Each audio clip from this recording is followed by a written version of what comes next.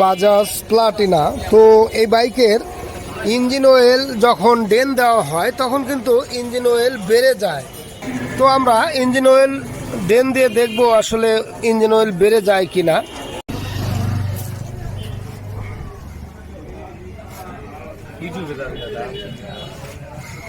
দেবো নাকি না ঠিক নাই, দিছি এর আগে তো মেলা ভিডিওতে।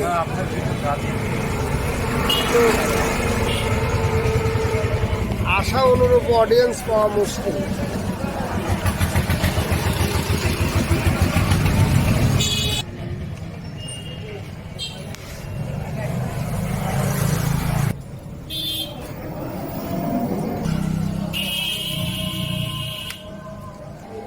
তো এখানে প্রায় 1.5 লিটার 1000 কিলোমিটার চলছে।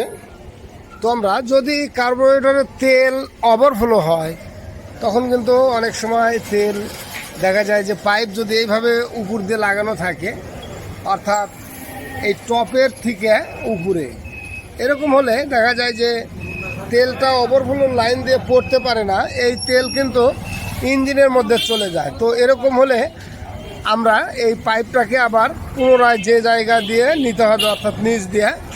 তো পাইপটা আমরা নিচ দিয়ে দিয়ে দেবো। এর কিন্তু তেল পাইপটা নিচের দিক নিতে লেগে দেখা যাচ্ছে ওভারফ্লো হয়, অর্থাৎ পাইপের মধ্যে তেল চলে আসছে। তো এরকম যদি ওভারফ্লো হয় আর পাইপটা যদি উপর দিয়ে দেওয়া থাকে তাহলে কিন্তু এই তেল ইঞ্জিনের মধ্যে যে তেলের পরিমাপ বেড়ে যায়, এটা দিয়ে কিন্তু তেল পড়তেছে। যাই হোক, এরকম হলে আমরা পাইপটা সঠিক জায়গা দিয়ে দিয়ে দেবো।